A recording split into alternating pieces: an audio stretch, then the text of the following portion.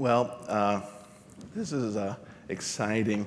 Hopefully, the men, this brings out the kid in you, and certainly the young people are enjoying these thoughts. Brother Schreiber last week, he talked about the holy war, and he said, I don't mean that in the jihadist sense of the word. And I thought, oh, that's funny. I had this on the Temple Mount, and I didn't mean to. I happened to be reading it. I just brought it along on the Israel trip, and it was in my bag, and I was just going to, on the bus rides here and there, I was going to be reading this, and the security went through our bags, and so they wanted to make sure we weren't going to cause any trouble there, and they pull this out and look at me, and then, oh, no, not what you're thinking, not what you're thinking. So the Holy War is the one, again, if you're getting mixed up with the books, this is the John Bunyan one, and it's the Old English, and he covered a lot of ground. He went off different directions, even rabbit trails, dealing with a whole bunch of different things.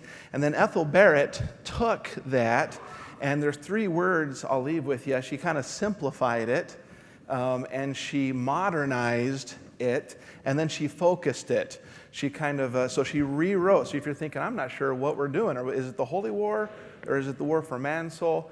It's the same story, and then this is the one we're selling in the bookstore. So this is kind of the one we're tracking through over the summer. Another thing that I didn't know was she was from Schenectady in New York. That was interesting because I was actually born in Schenectady, New York. I was raised in Utah. My parents moved out there when I was real small, but I was born there. And I think about that every time they ask you, when it comes time to reset your password, what security questions do you want so we can help you? And they say, how about the city where you were born? I'm like, nope. I don't know if I can trust myself to spell that under pressure. But that's kind of fun. So once again, the story of Mansoul really kind of covers 2 different things, and then for us, we want to think of it more individually. But in general, there are aspects of the entire story of humanity's fall and redemption, but then at the same time, there's definitely an individual aspect of humanity's fall and redemption. And so it's quite the story. If this is the first time you've kind of considered some of these allegorical ideas, it'll take a little bit for your brain to catch on to what is going on, but that's fine. I think you'll really enjoy this story. All right, so I was going to do just a quick review. So chapter 1, Mr. Schreiber did the prologue last week, and in chapter 1, I just highlighted some stuff to bring out. In chapter 1, it's called the conspiracy among the brimstone. So this was the battle plan. So right now, Mansoul is innocent and pure and wonderful, and Shaddai loves it. And since Diabolos hates Shaddai, he wants to go and ruin it and cause great hurt to King Shaddai. So Diabolos says, I must have Mansoul at any cost. I will settle for nothing less. And just how, said one of his warlords, still watching the mounds of brimstone that he had been playing with. How do you propose we do this? That's why I called this council, Beelzebub said. And then they remind him, they said, you were Lucifer, son of the morning, created by the great King Shaddai, ruler over all his angels. And you were not satisfied with your lot. You wanted nothing less than absolute, ultimate power, and you tried to start a rebellion. Tried, Diabolos said. I did start a rebellion, and it worked. And here, there's a little bit of humor. Beelzebub said, it did. If you mean that you got some angels to follow you just before you were kicked out of heaven, I guess it worked. But that's kind of like saying the operation was successful, but the patient died. And you've had a one-track mind ever since. You hate Shaddai. And then they ask him, how do you plan on taking it? And then, of course, we brought this up idea tonight. It's impregnable. Diabolos admitted, the walls are so made that they cannot be scaled or breached without the consent of those inside. My idea is to get them to want to let us in. And of course they say, who would want to let us in? And he says, well, our intentions will be invisible. So I jotted down, you remember 2 Corinthians 11:14, that the devil is able to transform himself into an angel of light. And he's able to represent himself as being very pleasing, and so that's brought out here. We'll cloak them with lies and deceit, our intentions, and flattery. And they said, you are a genius at deceit, definitely a master liar. And he takes offense at this. He says, the master liar. And of course, we think of John 8:44. You're of your father the devil, and a murderer and a liar and all those things. And of course, here is where he says, when we get there, and he tells Apollyon, keep an eye out for resistance. Have your best sharpshooter ready to take him out when the time comes. And so that's kind of chapter 1. And then chapter 2, we see a summons to Mansoul. This one kind of goes through the different characters that you guys brought up. And it's kind of interesting. And of course, we return to them throughout. But the first character was Lord Mayor Understanding. He is out for a walk, and he's out in the hills. He likes to walk high in the hills because there he can see. He likes to be up there where he can see a long way off, and his mind is clear the more he can see, and he enjoys seeing and understanding and all these things. So he had reached the peak of his morning walk. He always called it the peak, for it was the highest point in town, and so he enjoys the city. He goes, oh man, Mansoul is so beautiful, and it's so powerful. He looked and marveled that each day could be so filled with endless new things and such a variety of joys. There was no lack, no sorrow, no pain, no rascals, no sin. And there was only one law, to love King Shaddai and do his will. And his will was perfect and a delight to do. Then he heard a shrill trumpet blast. And that was Diabolos calling attention. But then the book jumps to a different character, where he was when he heard the trumpet blast. So in the castle, so again, Lord Understanding was on the hills. He liked to be out there in the sunshine where he could see things. Back in the castle, so you have the walls that surround Mansoul, but in the center you have the castle. And that's where Mr. Conscience was. He was sitting at his desk, facing a large expanse of windows that command a magnificent view of the castle gardens, the castle walls, and much of the town beyond. This was the heart, the core, the innermost being of Mansoul. This was the place that King Shaddai intended for himself alone. This was his secret place. Shaddai came here in the cool of the day to enjoy Mansoul. And this is where he was when he heard the trumpet blast. Then there was Lord Will-be-will. He was making his morning round. So Mayor Understanding was on the hills. He liked to see things. Mr. Conscience was right in the castle, the heart of things. And Lord Will-be-will, he was walking the walls. He was on top of the walls, just walking and inspecting things. Every morning he walked all the way around the walls of Mansoul, inspecting them and delighting in their beauty and strength. Here lay the excellent wisdom of Shaddai. The walls could never be breached unless the townspeople gave consent. Will-be-will had 5 gates to inspect. The ear gate, the eye gate, the mouth gate, the nose gate, and the feel gate.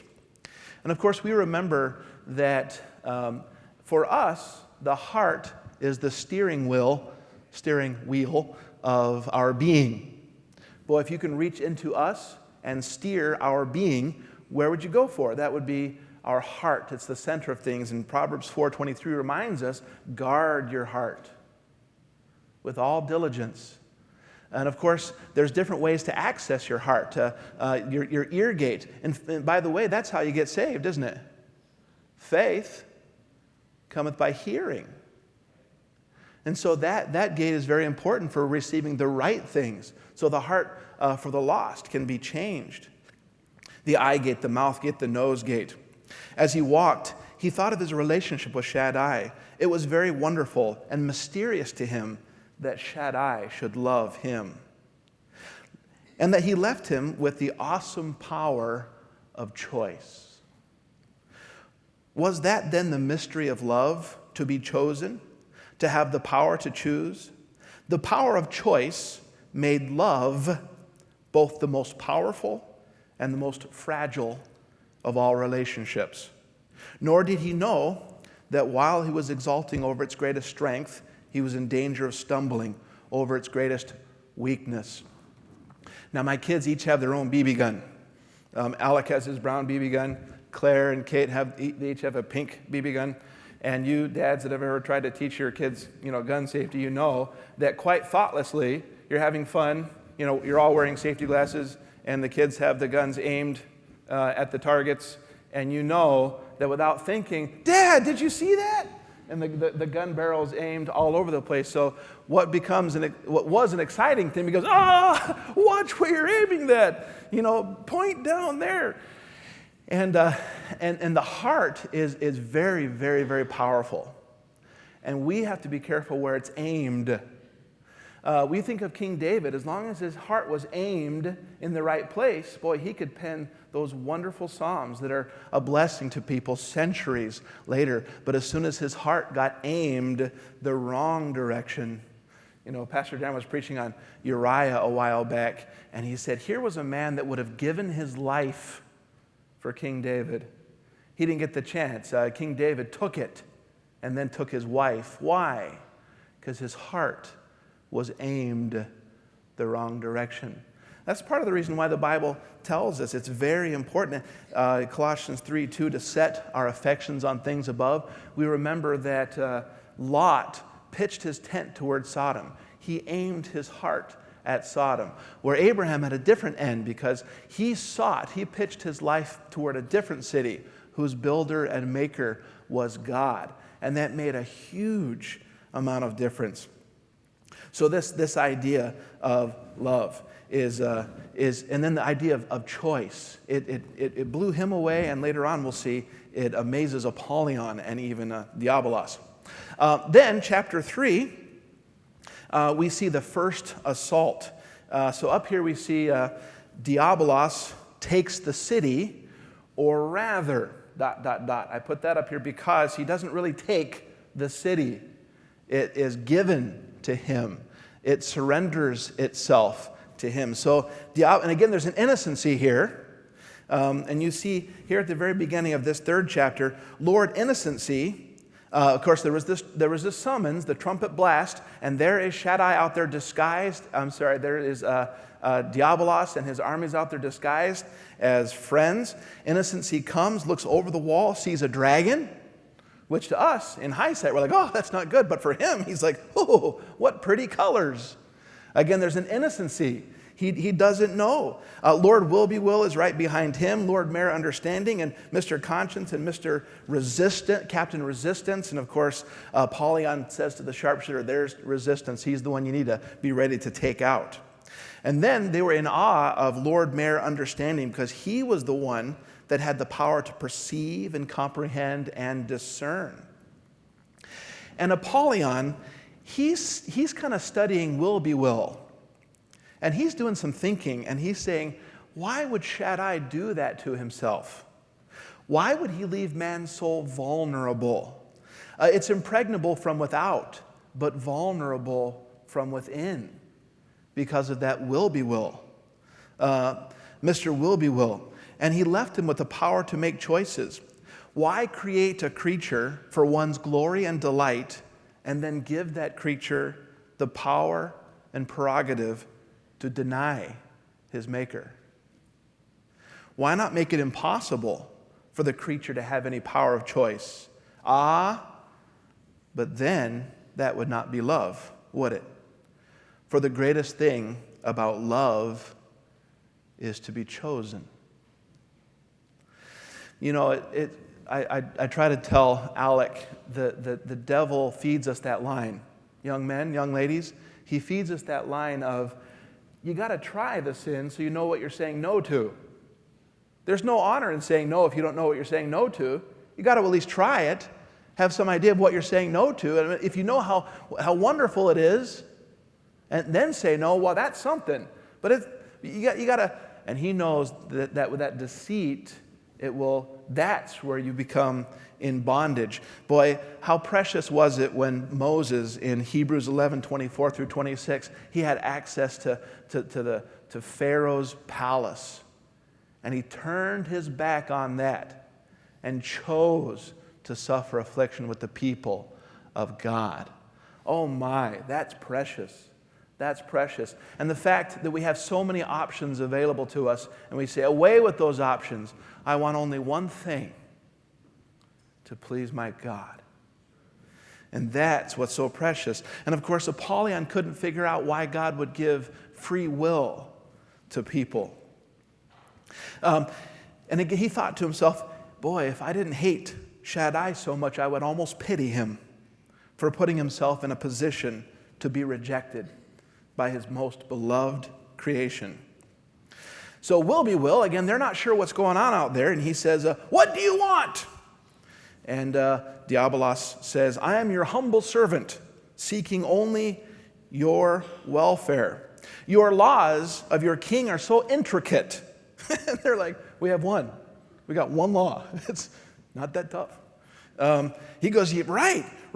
And you have to love God, and yet at the same time over there you have that tree. You're able to eat of all the trees of the garden, but not that one. That's kind of confusing, isn't it? So you see, though you ostensibly have freedom, and again you say, that's kind of a silly story. Have you read Genesis?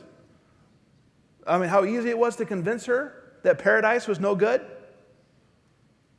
And then for us, we have a fallen nature, and it's even easier to convince us that we're missing out on something. Boy, tomorrow Seth and Hannah are going to get married if she doesn't come to her senses in time. But imagine them coming back from their honeymoon, and we say, so how is it?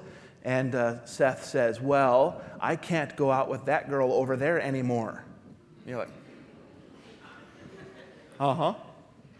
And I can't take her on a date over there. It's like, right? And he's focusing on all the things he's separated from instead of enjoying who he has separated to. And that's a huge thing. The devil uses that ploy to get us focused on the things we don't have instead of remembering all the wonderful things we do have. And like Brother Schreiber said last week, he uses the same tricks. They work. And it's for us to not be ignorant of his devices and learn something. When a lot of people say, well, Christianity is just a bunch of thou shalt nots. And the truth is, when Jesus summarized the thou shalt nots in the Old Testament and the New Testament, when he gave the greatest commandment on which hang all the law and the prophets, it was two thou shalts. Thou shalt love the Lord thy God. He said he wants you to focus on what you've separated to, not all the things you can't have, all the thou shalt nots. That actually fixes so much. So he immediately he draws their attention to what they cannot have, that one tree, and then they're bothered by that because their focus is off. Bondage, they said. We were not aware that we were in any bondage. Your king has forbidden you to eat the fruit of the tree of the knowledge of good and evil, right? They nodded. Do you not have a right to that knowledge? Certainly you do. The one thing that was forbidden you to have is the very thing that will do you the most good. How can you be complete without it? You must have knowledge and understanding. I remember reading about FOMO, right? FOMO, the fear of missing out.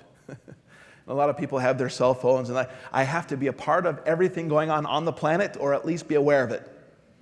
I have the fear of missing out. I have FOMO. It's actually nice to be disconnected from some of those things, right? Some of you have learned the bliss of just shutting off the radio and, oh no, really? That happened? I had no idea.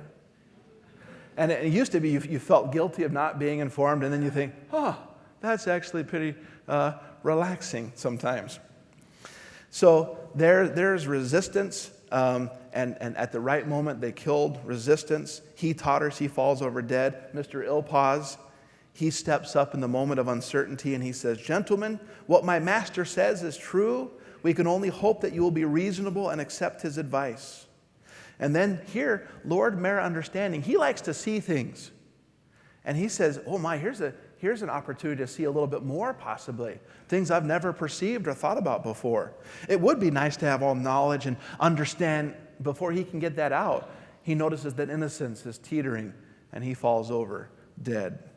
Innocency sank quietly, and this was sad because innocency and resistance were the beauty and glory of man's soul. Finally, Lord Mere Understanding says, well, it won't hurt to consider what the dragon says. So they listen. First, they have a look at the forbidden fruit. Then they consider the idea. And then they fell to and began to eat. And pretty soon the ear gate was opened from the inside. And so was the eye gate. And boy, you might say, boy, they considered what the devil had to say. And isn't thinking a good thing? Shouldn't we think through everything? Isn't thinking a good thing? Is thinking good or is thinking bad? Here, thinking got them in trouble.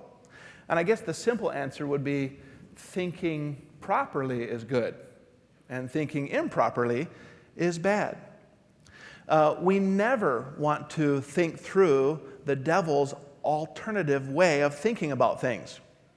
We only want to think about the question to ask is, what does God think about this? We get in so much trouble when we try to think through everything. We need to stay and say, forget what I think. I need to find out what God thinks. Doesn't he say there in 2 Corinthians 10:5, casting down imaginations and every high thing that exalteth itself against the knowledge of God, and bringing it into captivity every thought to the obedience of Christ? He commands us what to think about. If there be any virtue, if there be any praise, there in Philippians 4:8. And then 2 Timothy 2:15 tells us, study to show yourselves approved unto God. Don't think through everything. Take some time to say, it's not for me to think this through. It's for me to find out what God thinks and to trust him. And then sometimes you won't understand. I just know that he knows things better than I do. He's got a better perspective. Now, of course, the Bible says, prove all things, hold fast that which is true. But that is opening the book and finding out what God thinks, not considering every alternative viewpoint that comes along your path. All right, young people? So, it was amazing how simple it was to take Mansoul. Mansoul had been given free will to choose in the person of Lord will be will. What a monstrously extravagant demonstration of love, Apollyon pondered. To trust something one wanted to keep, enough to give it the prerogative to choose to leave. Alas, my poor Mansoul, Diabolus cried. I have set you at liberty, but now you have no ruler, no one to defend you. For when Shaddai hears of your rebellion, he will come to snatch away your liberty. Now, if I were to become your ruler in order to protect you, yes, I accept. So that quickly, Diabolos became the king of Mansoul. And so the rest of this book, this is 26 chapters long. In 3 chapters, we have the fall of Mansoul. And so you've got the 23 chapters left of the redemption of Mansoul. And that kind of reminds us of the Bible, doesn't it? In 3 chapters in the Bible, man fell, leaving 1,186 chapters, the rest of the Bible, talking about the redemption of mankind. So here we have another administration, alterations to the leadership. Just like when American presidents come and they set up a brand new cabinet, Diabolos set to work, changing the power structure of Mansoul. So he took possession of the beautiful castle, made it his den, and he strengthened and fortified it. Mansoul was not the same. The streets, the lovely avenues, the market square, all were cluttered with Diabolos' soldiers, but in spite of all this, he still did not feel secure. Aren't you satisfied? His warlords asked him. You accomplished your skullduggery. That's a good word, huh? Accomplished? I have not even yet begun. The first thing we need to do is remodel. Some need to be torn down and others need to be built up, they all agreed. The first remodeling job will be the mayor. Remember, he was out on the hills. He liked to see things. He liked to enjoy the open air. And so you see that we have the tower up there. The first thing we need is to build this tower right in front of the windows of his home to block out the sun so that he can't see the light. Make his palace nice and dark. But he was friendly to us. He complied with us. Yes, I know. But he's also a very understanding man. If he sees too much, he could go the wrong direction. We need him living in darkness. We can depend on him to confuse and distort. A darkened understanding has limitless possibilities. You intend to go that far? Will you get away with it? As they began considering these things, there was a tremendous roar, much louder than that. A deafening roar reverberated through the castle, and the windows rattled, and the drapes swayed, and the golden dishes and goblets danced on the sideboards, and the dust bunnies that had begun to accumulate since the invasion scurried across the room. "Burn my brimstone," muttered Diabolus. He's at it again. That roar is coming from the house of Mr. Conscience. That is my next project. And he looks around, and his Diabolonians. So you have Diabolonians, the people he brought with him, and the Mansoulians, the people that were townspeople. The Diabolonians were all missing. And he looks under the table and says, "Come out from there." So out they slithered back to their respective chairs. He said, "Now you are hand-picked whelps and mongrels, tried and false." Instead of tried and true, right? Are you afraid of a little tantrum of old Mr. Conscience? Their faces indicated they were. He said, "Now, it is not in my power to do away with Mr. Conscience. We must unfortunately put up with him. But when he roars, sire, what will we do when he roars? Well, we will work to render him powerless. We can make him look like a fool when he does cry out. We can make him look ridiculous. We must first debauch him and lead him into sin. Then we harden his heart with vanity. We keep him so deluded that when he is merry, he will do the very things he bellows against. We spread the rumor that he is subject to fits. And when he gets too troublesome, we will lull him to sleep so that he will stay in a stupor for weeks at a time. He will be a bother to no one." So quite quickly, they set about doing these projects. The tower was built high in front of the windows of the home of Mr. Understanding, so he could not see. His understanding would be darkened, and we know that the devil blinds the minds of the lost. Mr. Conscience was soon despised and neglected. And then every once in a while, as he roared, people would begin to listen just a little bit, and Diabolos was always ready to give a quick speech. "Hush, my Mansoul. Are you not more content than you ever were before? You know you are. Consider how I have served you. I found you shackled, and I set you free. You have no laws. I have let you live and let live." But even he didn't believe his own lies. Mr. Conscience was clearly the one creature that Diabolos feared most of all in Mansoul. So there were some people he needed to tear down, but there was one guy he needed to elevate and get under his thumb, under control, and that was Lord Will-be-Will. He was a man of great strength and resolution and courage. Really, he was kind of headstrong, proud, and willful. But he was a good man to have on your side as long as you played to his pride. Pretty soon, Will-be-Will was standing before him. Will-be-Will said, "You were talking to yourself, sir? I heard you say something like, 'Man for the job?' And I was thinking of you," Diabolos said. "Of me?" said Will-be-Will. "I sent for you because you were one of the first chumps to be hoodwinked." One of the first luminaries to accept my counsel and advice, opening ear gate and letting me come in. "Also, you are very stubborn and headstrong, and I have great affection for you. Well, I've always been a man of considerable importance in this town. I'm a man capable of making decisions. I think I rate a position of authority.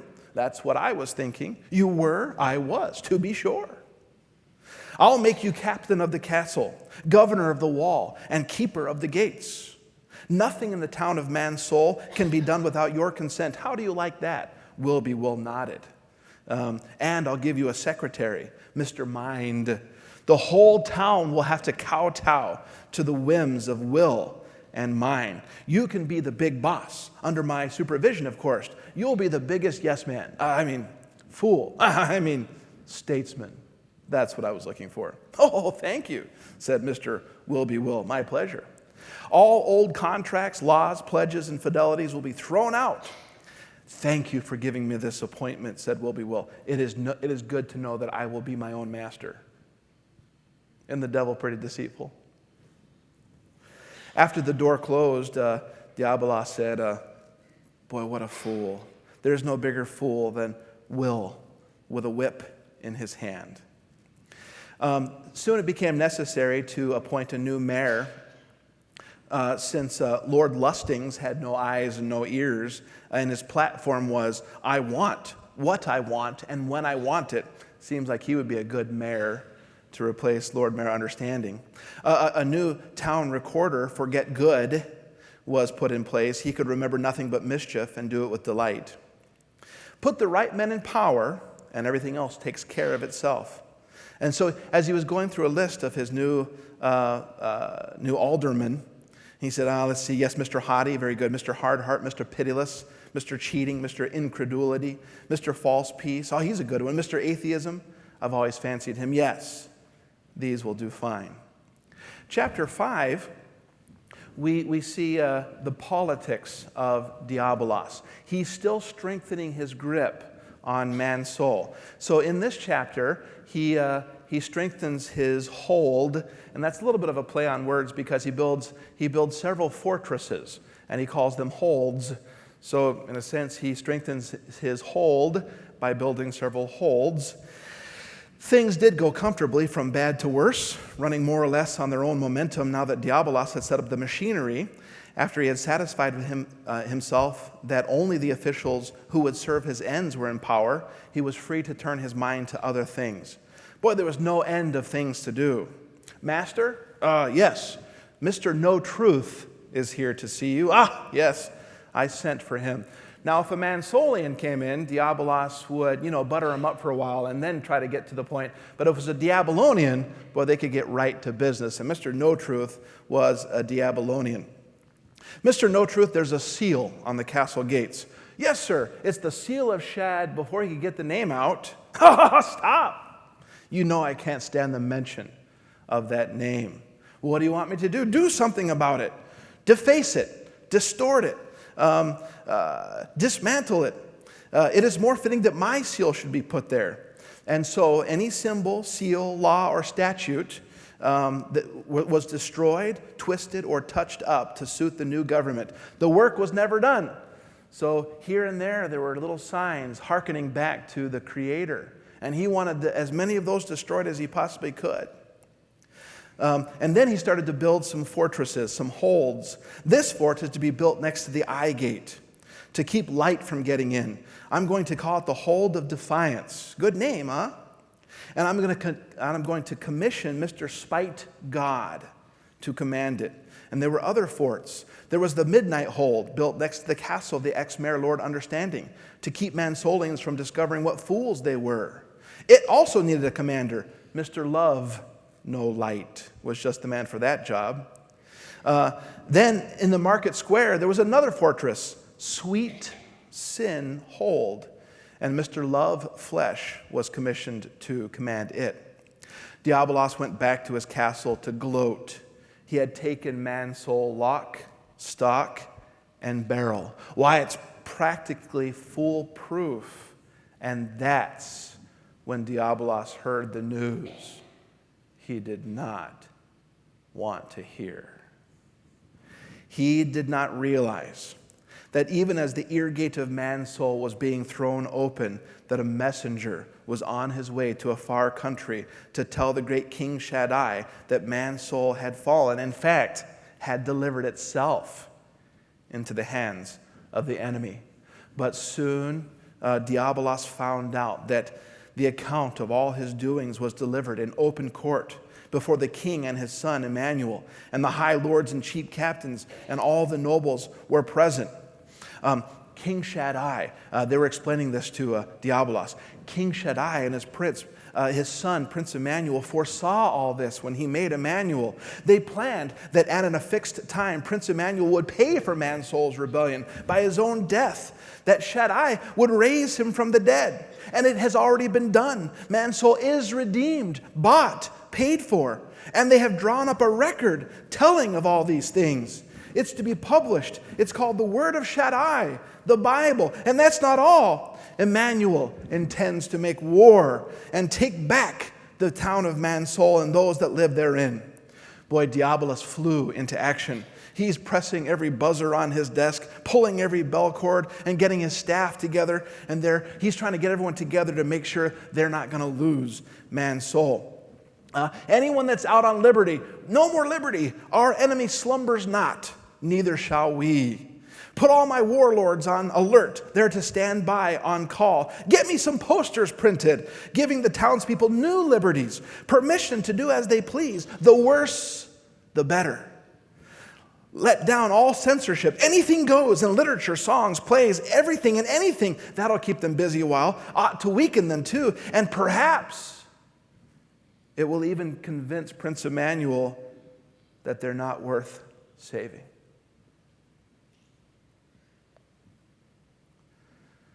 Somebody get in touch with Mr. Forget-Good. I want conscience to have a sleeping pill. Send me Will-be-Will. I'll handle him. He may be dangerous. I'll have to butter him up a bit. Apollyon, you're going to be in charge of making sure if any news trickles in that King Shaddai is coming to save them, you have to twist it. Tell them Emmanuel is coming to destroy instead of to save. He wants to take away their liberty. And again, Brother Schreiber last week pointed out that verse, Galatians 5:1. Stand fast in the liberty wherewith Christ hath made you free. So he drew Mr. Will-be-Will to himself. He's the only one that can turn the tie. Will-be-Will, you need to go get him. And so this brings us to the last chapter of tonight. Diabolos finds support in Mansoul. Mansoul readies itself for King Shaddai to come. So this is all their preparations. So Will-be-Will enters and stands before Diabolos. A bit of a hubbub out there, sire, said Will-be-Will. Don't know if I've ever quite seen it so busy around the castle. Will-be-Will, I sent for you over a matter of grave importance. I need your help. I hear rumors that Mansoul is about to be reduced to bondage yet again. No, yes. I think, my lord, it could be no welcome news to you. I'm sure it is none to me. Is it Shaddai? Yes. And his son Emmanuel. I do hope they're but flying stories, but we cannot be too careful. I agreed. Good. Then here's what I want you to do. First, I need you to post guards at every gate. Anyone coming to Mansoul to trade must be examined carefully and allowed in only if favorable to our excellent government. Reminds us of all the things being censored in our communities around us today, huh? Yes, sire. And I need spies roving the streets. Let them have power to suppress and destroy anyone plotting against us or prating about Shaddai and Emmanuel. Yes, master. The mind grows by what it feeds on. Well spoken, master. And we're having a rally in the market square. I'm addressing the town folk. Be there, Will. I need you. Will-be-Will felt himself dismissed. As he went to leave, just before he went out the door, he turned back and said, "It will be a great speech, sire." And then he left. Diabolos muttered to himself, "It'll be the finest bit of double talk that I can manufacture on such short notice." The speech indeed was impressive. Diabolos reminded them that they were his faithful subjects and reiterated their many liberties and privileges and joys under his rule amid great cheering and hullabaloo. There's a good word. Then there was stunned silence as he told them solemnly that King Shaddai was raising an army to come and destroy them. His voice dropped to a dramatic low as he mused that he, of course, I guess I could try to escape myself. And as the people looked panicked as he suggested such things, he told them, "No, I couldn't ever leave you. While they were trembling on the brink of tears with the wonderful news that he would stay, he pled for a new oath of loyalty, and with a sob in his voice begged them to stand or fall with him. Then they cried out as one man, "Whoever will not stand with Diabolos, let him die the death." And Diabolos warned Shaddai, "No matter what he says, do not believe it. You'll never live with him in pleasure as you live with me. You will be bound by his laws." Of course, we know that God's laws are wonderful. 1 John 5:3, we know his commands are not grievous. In Mark 10:22, the rich young ruler, he went away grieved because he turned his back on what God wanted. "I'm for you and you're for me. And so, to your arms, in my castle, is armor that will make you invincible to the onslaughts of the enemy. There are helmets, breastplates, swords, and shields, and whatnot. I have some samples here. Why, consider this helmet. This is the helmet of hope of getting by as you are and doing well at last, no matter what kind of a life you live. It's quite a piece of approved armor. And here's my breastplate. This is a breastplate of iron. It's the breastplate of a hard heart, as hard as iron and without feeling as a stone. Keep it, and mercy won't win you, and judgment won't scare you. And here's my sword. It's the sword of the evil tongue to speak evil of Shaddai, his son, his ways, and his people. Oh, it's devastatingly wonderful as an offensive weapon. And here's my shield, the shield of unbelief. Use it to question the truth of Shaddai's word. Question everything Shaddai says. Don't think about it. Question it. The worst thing you can do is take time to think about what God thinks. Those who have written of the wars of Emmanuel against my servants has testified that he could do no mighty work there because of the shield of unbelief. And lastly, you need a dumb and prayerless spirit. Yes, in order to use my armor properly, your attitude must be right. It's as much a part of my armor as these other pieces. Everything's in the attitude. You must scorn to cry for mercy. What? Cry for mercy? Bah! Where's your pride? Where's your self-respect? Where's the dignity of man and the spark of divinity in your soul? Mercy? Never. Besides all this, I have firebrands, arrows, and death. In closing, remember that I am your rightful king. You are under oath to me. Now is the time for you to show your appreciation and loyalty. Stand fast. Overcome this one shock. And I have no doubt in time all the world will be ours. The cheering of the Mansoulians was close to hysteria. Diabolos said, an intensive program of training will go into effect at once. I declare Mansoul in a state of emergency. The crowd broke up, every man feeling already like a soldier. How did I do? Diabolos asked his generals. It was monstrous, said Beelzebub. You were never better. Diabolos lost no time in putting Mansoul into intensive training for warfare. Every citizen was called into service in some capacity. They were thoroughly trained to use all the accoutrements of war. As they practiced and drilled, the attitude of a dumb and prayerless spirit became a way of life. Will came and went, bustling and important, a dapper figurehead, respected by all in town. Mr. Conscience was up again, down again. His naps became longer and longer. He was no longer a bother to anyone. Lord Understanding bumbled about in his castle in darkness. Everyone went his own way and did what seemed right in his own sight. Now all of this was accomplished none too soon, for already the first part of King Shaddai's great army was on its way.